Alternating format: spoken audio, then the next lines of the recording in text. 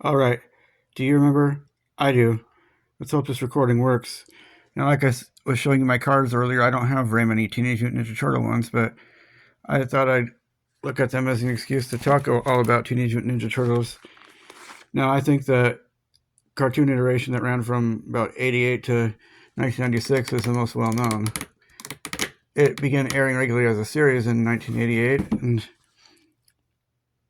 I think this version is the lighthearted version. It's more comedy than serious, I think, kind of like Ghostbusters. And the comic book, which started in 1984, was actually darker and edgier, and they used bad language. And they all wore red bandanas, and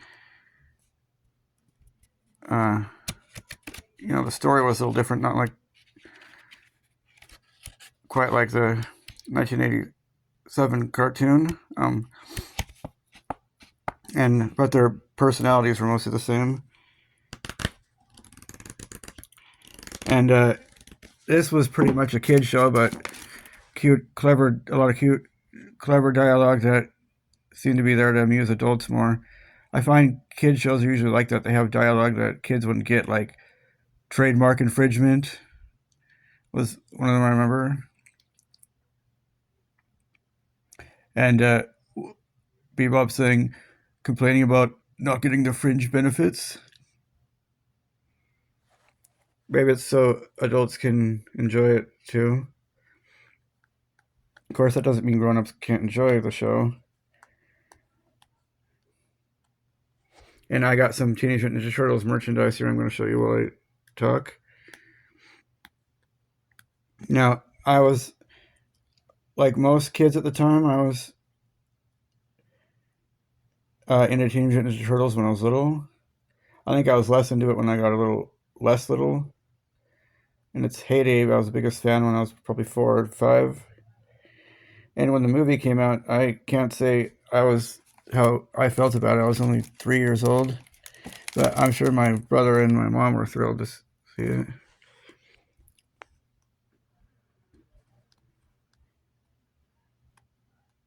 And when I was about 13, 12 and a half, I started thinking, whatever happened to Teenage Mutant Ninja Turtles? And my brother was like, they quit making it. And I became intrigued by shows that didn't last long and on finding episodes of it to watch. Because it looked doubtful that they'd be showing reruns on TV again either. But for all I know, they did on some stations. Now, I can't find the Shredder, whose name was really Oroku Saki. I can't find one of his cards here. There's the movie poster there. Now, the movie, I think, was a cross between the comic book and the TV show cartoon. I think it would have been better if it was just a full-on adaptation of the cartoon.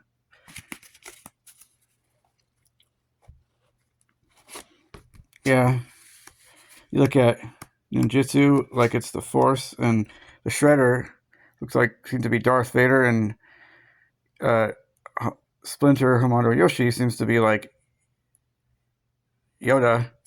This is clearly drew inspiration from Star Wars. It might have been kind of a parody, but the only thing I wonder is who was Palpatine then, because Shredder is clearly supposed to be Darth Vader to some extent, and Darth Vader wasn't, the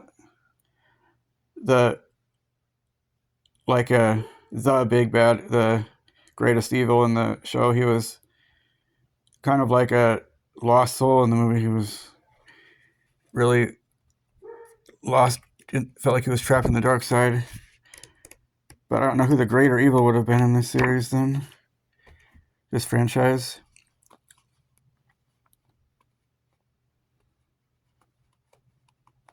I'm going to try and follow my notes here. And what was different in this cartoon series was that Splinter used to be a human and was mutated as soon as because of ooze in the sewer, and a young boy dropped the turtles down the sewer. And we see that young boy in the flashbacks in the first episode. He was wearing a kind of like a purple polo shirt, and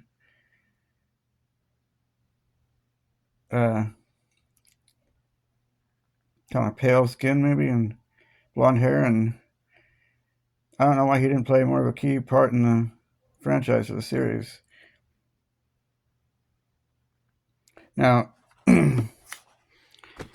it's like you might know the characters. There was Leonardo, who was the leader. He was the most earnest and level-headed and serious one.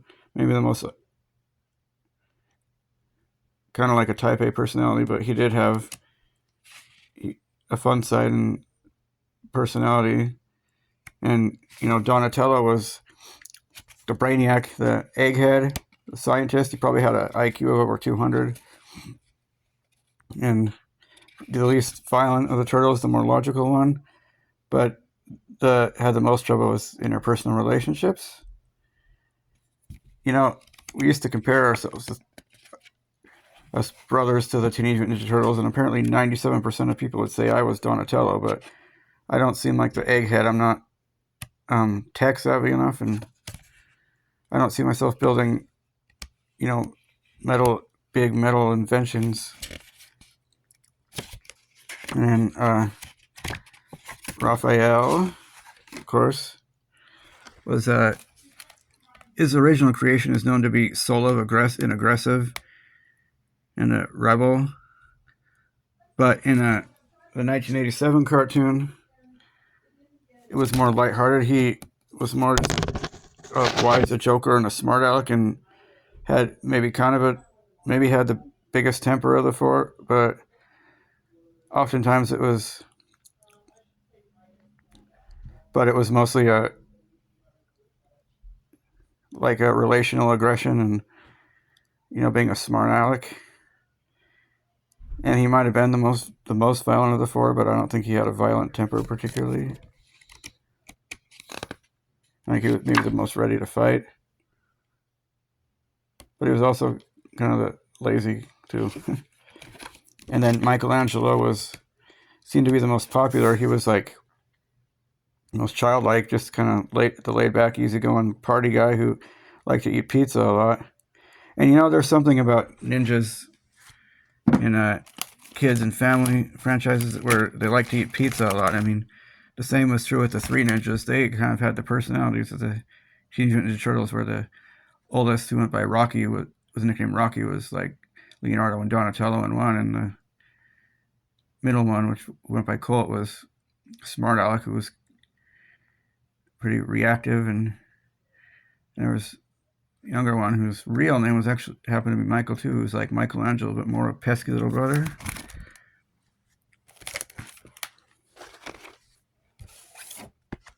Yeah, these are some postcards you can see. And one thing interesting about them is that if you watch this 1987 cartoon, they know their way around the entire sewer system of New York City, which covered 469 square miles if you include the Hudson River, the Bay.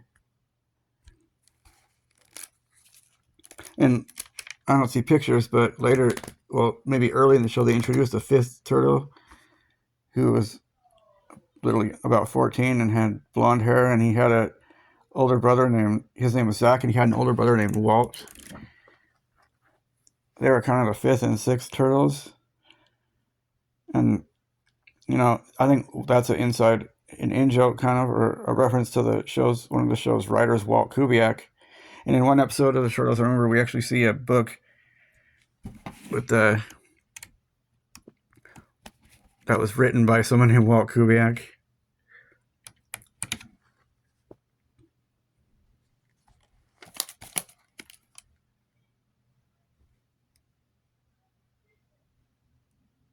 And later in one episode, it was revealed that Quakes and Snakes, or Shakes, and I won't talk about it.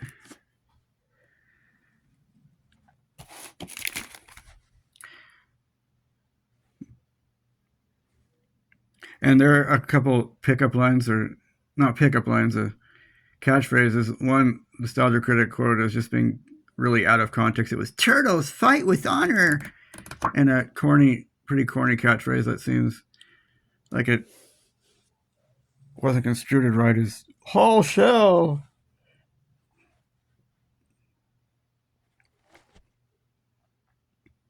And I remember in the early 90's, Burger King actually did the cross promotions for Teenage Mutant Ninja Turtles. I remember they had a fanny pack and videos and other things, obviously. But I've said before that it seemed like Burger King wanted to get the stuff that was for older kids and adults, like Tiny Toon Adventures, which is for all ages, really, but kind of was advertised like it was a kid show. But I guess McDonald's does the Warner Brothers promotions, and Burger King usually, well, I'll just say it was usually McDonald's that did the Warner Brothers cross promotions.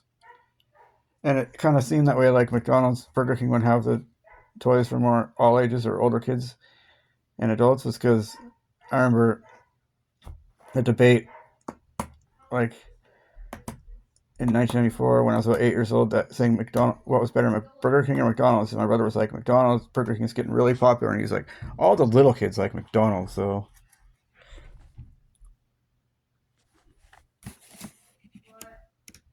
And as you know, Teenage Mutant Ninja Turtles merchandise was ubiquitous in advertising in the early 90's and late 80's.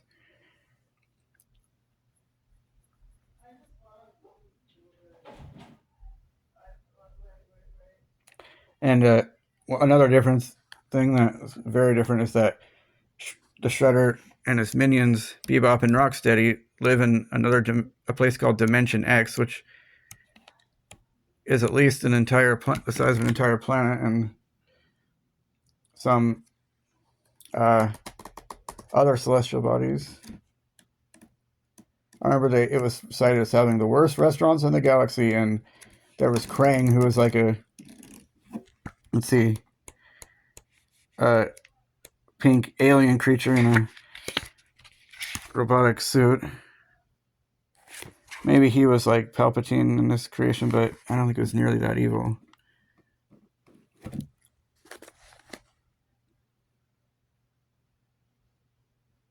And then there's Casey Jones. In this might be his original iteration. He just seemed like a half-cocked maniac whose only emotions were anger and jealousy, and he seemed like Jason Voorhees, but stopped just short of killing people, it seemed like. But in the movie, he was much more a fleshed-out character with personality and goals and feelings and interests, and he was a more fun guy.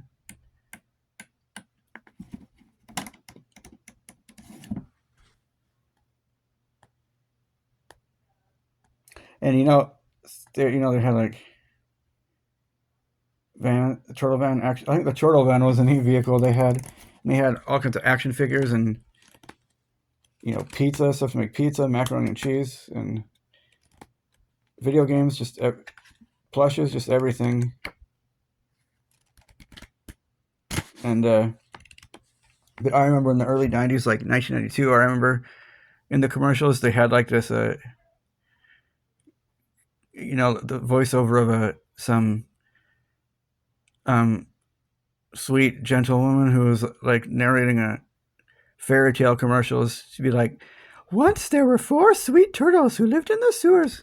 But I remember one particular was really unusual, kind of avant-garde maybe, is when they were talking about attacking Shredder, she was like, oh no, you'll hurt Shredder's feelings. And with Teenage Mutant Ninja Turtles.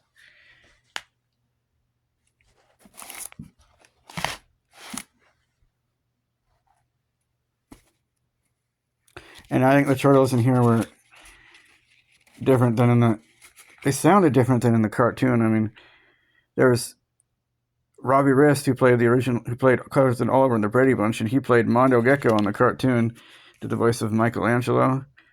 And mostly they sounded different. I mean, and Corey Feldman did the voice of Donatello. He sounded a lot different from its real voice actor. I'll get into the voice actors now. They had 4 different distinctive voice actors doing the voices. Although I identified most with Donatello, apparently I liked Raphael the most when I was little.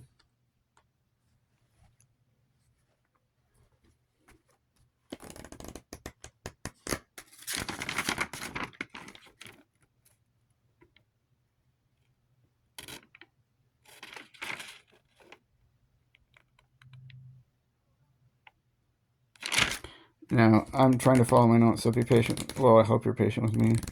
We'll talk about the voice actors now. Yeah, Cam Clark was the voice of Leonardo, and he was a quote veteran voice actor. I know he did the voice of Simba, adult Simba in Timon and Pumbaa, I think, and the direct-to-video sequels, a lot of other things. And Barry Gordon was the voice of Donatello, and he sounds pretty much like Donatello. When I was watching Three's Company a long time ago, when I got season 4 on DVD, there was an episode called Secret Admirer, and there was a secret admirer of Chrissy's, and it turned out to be this, played by Barry Gordon. He was kind of a nebbishy guy with curly dark hair and glasses, and they thought he was trying to marry her, but really he just wanted to be friends with her and know her. And he did voice, there was a Jetsons rebooted in the mid 80's and lasted a few seasons, and he did a voice in that, and he worked on a radio show, I believe, and he was actually played one of Theodore Beaver Cleaver's friends in an episode or two of Leave It to Beaver. And now there's Raphael, who was Rob Paulson. I think he's really a familiar voice. He did, he sounds just like Johnny Pugh in House on Vacation, Tiny Toons movie, and he did Foul Mouse, and the voice of PJ on Goof Troop, and Carl on Fairly Odd Parents, and Antoine in the Sonic the Hedgehog cartoon, and he was Prince Eric in the direct-to-video movie Return to the Sea. He just does a lot of voices. Some, not all comedy too.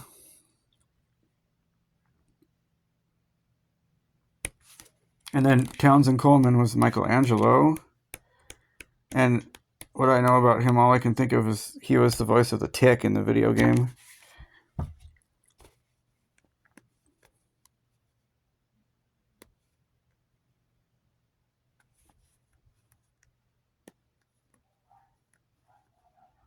And, I'm mostly familiar with the cartoon, the actual episodes themselves, when I found it on DVD when I was a young adult in 2007. That was 2007, 2008 was kind of the heyday of when I watched the episodes. And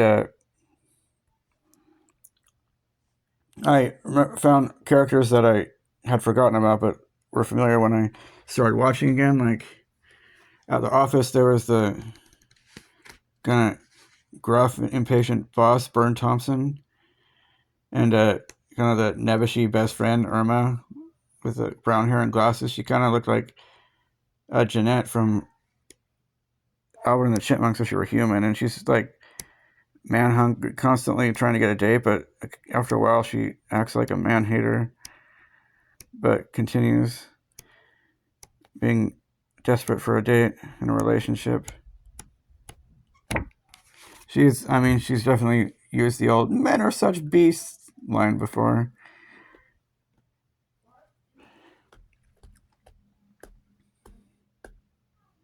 And, there's an episode where the Shredder, it turns out that Shredder kind of ended up falling in the path of his mother and becoming a supervillain, but apparently throughout all time, he always wanted to be a great writer. Being a writer was his number one dream. And when he was trying to freeze the world, he said something particularly cute. He was like, saying how, in the meantime, he wanted to make everyone on Earth their willing slaves. He's like, the world will be in a deep freeze that will make the Ice Age seem like a Turkish bath. And Krang was like, oh, you have a way with words. And Shredder was like, well, actually, I always wanted to be a writer, but being a ruthless conqueror was my second choice. Now, about the Shredder, real name Oroku Saki, he was actually played by James Avery, who played Uncle Phil on Fresh Prince of Bel-Air. But in some episodes, Jim Cummings took over. Jim Cummings, well, I call him the man of a billion voices. He had a net worth in the billions at one point. And you might recognize that voice. The voice of the Rat King also. That was one warped cartoon creation. This big muscular guy who was mostly a villain and pretty much believed, identified as a rat. And occasionally there were the Shredder and his minions weren't always the villains. Sometimes there were one time and occasional villains like Leatherhead and the Rat King. And the show really went on all out on fantasy and sci-fi, like abilities that we were not given in this world, like time travel and different dimensions. Like in Dimension X, there was this group called neutrinos that seemed like they were from 1960s or 1950s. Oh yeah, and I remember Vernon from The Office. He was a rival who had kind of a fussy, snooty guy who wore that long sleeve pink button up shirt, and he was a rival, not that nice of a guy. Sometimes him and Byrne were an ally, and sometimes they were antagonists of the Turtles.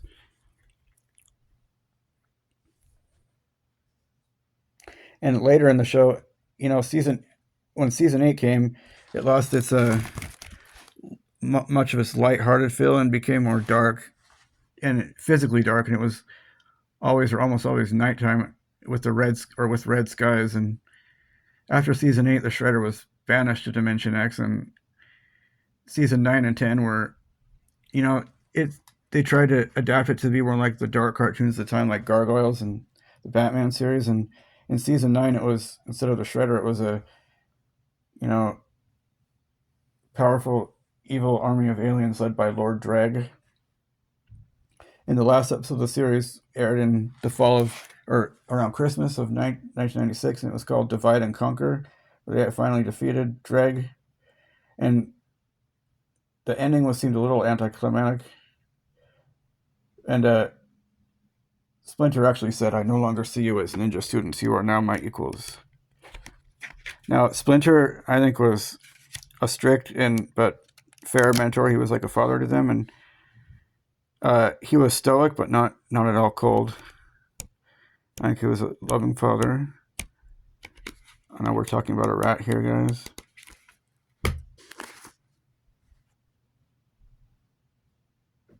And the show was it was like reeking with puns and fourth wall jokes. Fourth wall jokes can get annoying after a while, I think.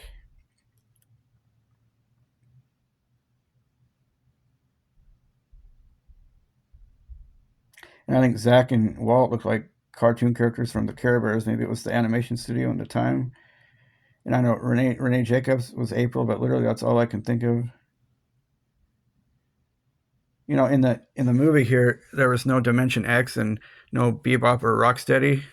Boy, speaking of Bebop and Rocksteady, I think the funniest episode is where Shredder created a love potion to distract the Turtles, and Rocksteady ended up taking it and ended up falling in love with April, and he was gonna marry her, and he was like, "Wait here, my gorgeous creature," and she was like, "Look who's calling who a creature."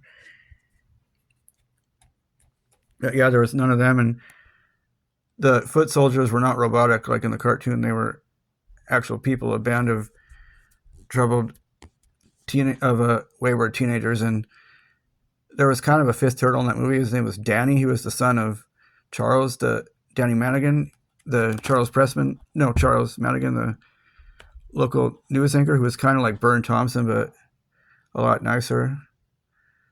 And he was he just seemed like a good-natured kid who was just temporarily wayward and following the wrong crowd. But soon we saw that he was just just a good kid who became an ally to the Turtles. And he was a rather serious kid. He didn't have a lot of the personality like the Turtles.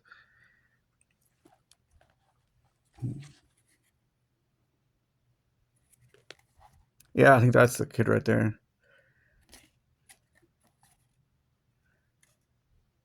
Now, the Turtles themselves seem kind of funnier in the movie than in the cartoon, I think. Am I running out of time here? Oh, and yeah. Sometimes it was Jim Cummings who took over as the voice of the Shredder, and he did the voice of Rat King. He was also the voice of Winnie the Pooh he took over in the late 80s when the New Adventures came out.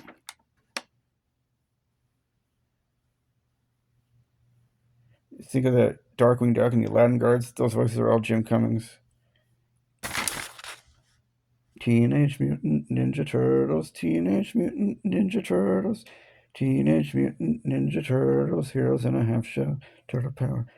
They seem to represent, life, human life, and eternal life from a spiritual perspective, like characters mankind and humanity can relate to.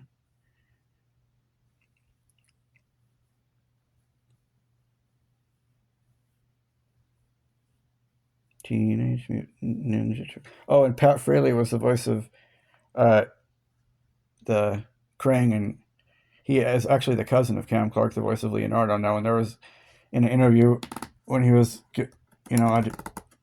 asked to do the voice or signed on to the voice, he was thinking, I don't think this show is going to go far with a stupid name like that, Teenage Mutant Ninja Turtles.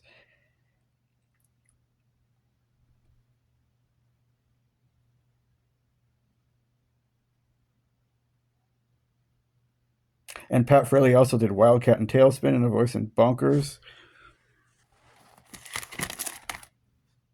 There's Bebop. Bebop, I think, was slightly less intelligent and the nicer of the two. I forgot about those characters again until I was about 21 and started watching it on DVD, but I do remember the foot soldiers and seeing a toy of Bebop riding a motorcycle when I was a kid.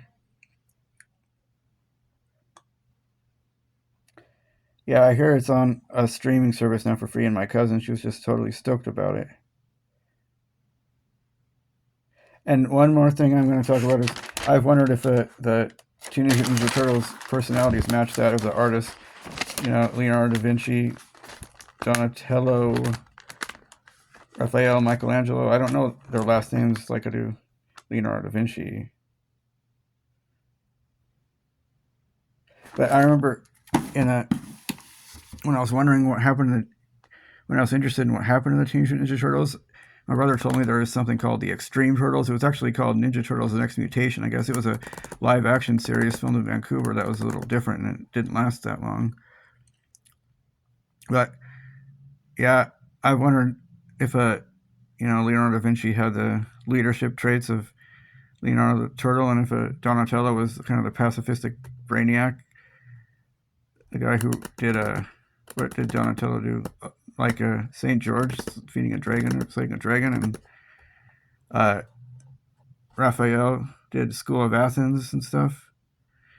Yeah, I wonder if he had that sullen, aggressive personality that most creations have, or the kind of the snarky,